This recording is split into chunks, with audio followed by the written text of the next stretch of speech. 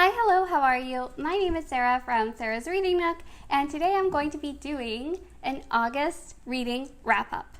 I finally got a good time to start my filming, so I'm hoping that there won't be any interruptions, any fire alarms, none of that. Okay, so if you're new here, welcome. Olivia, my cat, and I like to read, and I like to discuss the books that we read. So if that sounds like a good time to you, then consider subscribing. We make and post new videos by every Sunday morning. And an exciting little announcement is that I am going to be changing my upload schedule from Sundays and kind of sort of whatever day of the week maybe kind of thing to uploads on Sunday and Wednesday mornings. So look forward to those coming out. Another exciting announcement that I have is that during the month of October, I am going to be doing reading vlogs every week for that month because I will be participating in Vlogtober. Just a little tidbit on my Bookstagram account, I asked you guys for your favorite spooky, chilling reads. Also asked it on Twitter. And so whatever books that I can get, I am going to do my absolute best to read those books during the month. So I will be vlogging my reactions to those books in real time because that's what happens in a reading vlog. Another exciting announcement is that at the end of this video, I'm going to be doing a Portuguese word of the day. My mother, father, grandfather, grandmother, great-grandmother, you get what I mean. My family heritage is Portuguese, so I'm going to share that with you. You know, I speak Portuguese. I may not speak the best Portuguese, and I would like to share that part with you guys. All right, so enough of all these announcements. Let's get into the video, which is my August reading wrap-up. So guys, I read 7 books. Some of the books were kids' books. Some of the books were graphic novels. At least one of them was a graphic novel. And some of them were full-on novels. But the main theme of my August reading is that I decided to try and follow as many of the reading props that I could for the Read-A-thon, which was a readathon that was hosted by Books and Lala, as well as several other hosts. So 6 of the 7 books were written by Canadian authors. And of course, Goodreads is down on the day that I'm filming my August wrap-up. And that's where a lot of my notes were. Oh, it's back! We're good! So the first 2 books were written by Eden Robinson, and I did a 24-hour readathon for those 2 books. And there's a card up here if you want to watch it, which was a little bit spicy. You should see it. Anyhow. So the first book I read was Trickster Drift, which is Trickster number 2 in the Trickster series by Eden Robinson. And so that series follows Jared, who is an Indigenous youth, and at this point he has graduated and has moved to Vancouver, British Columbia. From Northern British Columbia. In fact, from a very small town in Northern British Columbia. So at this point, Jared is 17, and he is also sober. So he has quit drinking, and he's also quit drugs. He faces many challenges while he's in Vancouver during this really important time of sobriety for him. And also he's trying his absolute best to keep magic at bay because the type of magic that is in Son of a Trickster is not like happy witches and wizards. It is intense. But in that book, you see that he is constantly faced with ghosts and spirits. So he has a lot of challenges while he is in Vancouver. I gave this book 4.4 stars. It was 0.1 away from a 4.5, which would have been a 5-star read. I even liked Trickster Drift just a little bit more than I liked Son of a Trickster, which I absolutely loved. So I highly recommend you read that book. It was excellent. Okay, so now book 2 that I read in August was Traplines, also written by Eden Robinson.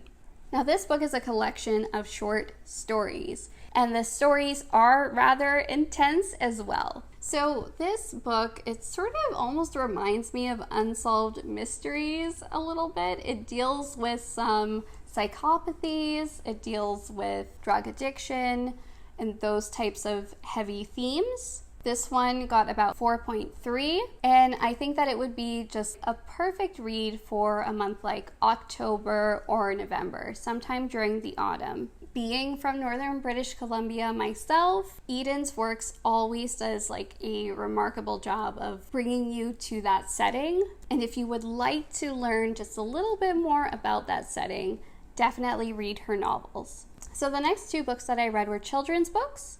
The first was Africville by Shauntay Grant. Although it was a children's book, it also touched on some very heavy themes. Initially, it was written as a spoken word poetry piece, but then she was later requested to make children's books. I think that the illustrations are absolutely beautiful. So Africville was a historically Black community, and in this book, you see a young girl, and she recounts Africville in a very picturesque, beautiful light. Now, I had not learned of Africville before this, but it was a Nova Scotia community, and they were denied some very basic infrastructure and resources. For instance, fire department, hospital, running water, and I think for this reason, it is a very important book to read, and I would definitely recommend that you read it. And also, I was a little bit disappointed in my education system in Canada that I didn't learn about this community. And so this is definitely the type of book that will promote further reading, and I hope to learn more about Africville and other books in the future. And I definitely think that it is in the must-read 5-star book category, so I definitely recommend this book.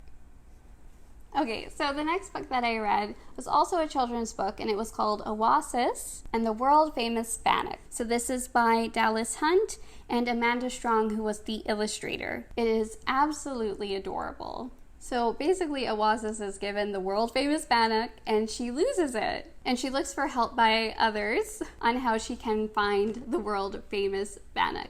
I think it's adorable. She's guided by wildlife in the woods. It sort of gave me some Little Red Riding Hood vibes at the beginning, and I definitely recommend this book. It is absolutely adorable.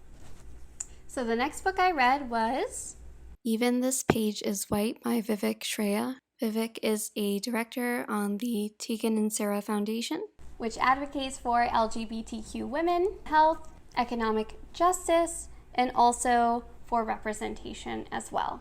So this book felt sort of like an experience. So I was given pretty powerful images and what her encounters have been with racism and discrimination. This is a very hard-hitting book, and I am so glad to have read it. Now, if you are interested in poetry and you are interested in an individual's experience encountering racism, I definitely recommend this book to you. I gave it 5 stars, and I'm hoping to read it again in the future, and also additional works by the poet as well, such as I'm Afraid of Men. Then I read Dear Ijeawele, or A Feminist Manifesto in 15 Suggestions.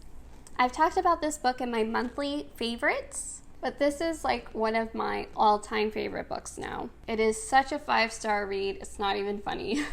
So this is a book written by Chimamanda Adichie, and it was initially written as a book of suggestions for her friend that was expecting a daughter. And it is such a good, short, concise collection that summarizes so beautifully what the principles of feminism are. But not only is it informative, it is also funny as well at points. And I absolutely love how she dissects our obsession with gender roles. And she essentially challenges the reader to think of certain gender roles, for instance, cooking as a female's, role, or choosing certain toys for children based off of gender. And she does challenge the reader to say, okay, so can this role be changed and done by the opposite gender? Of course it can. And true equality among the different genders allows for that.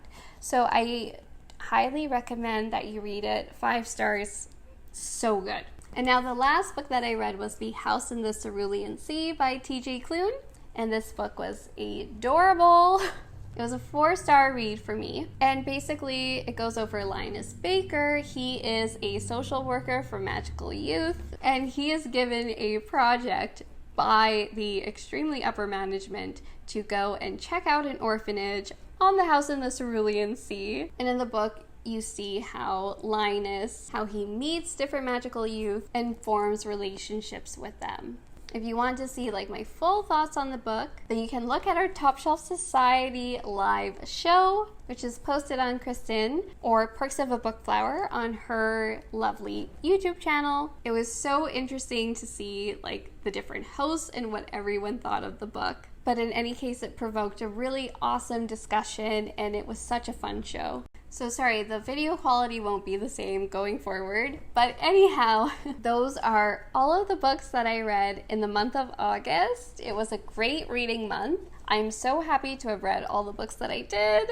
And I am very much looking forward to September because, guys, I am reading some pretty awesome books right now. I have already finished a September book. Yes, I did. And I am excited. There are so many books that I want to do. There are projects I want to do. I am so looking forward to September. I don't know what's going on with my voice.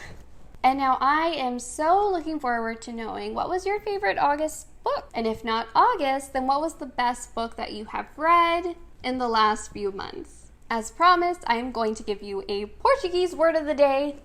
And that Portuguese word of the day is gato or gata, gato or uma gata. That means a cat. Very important to know in my household.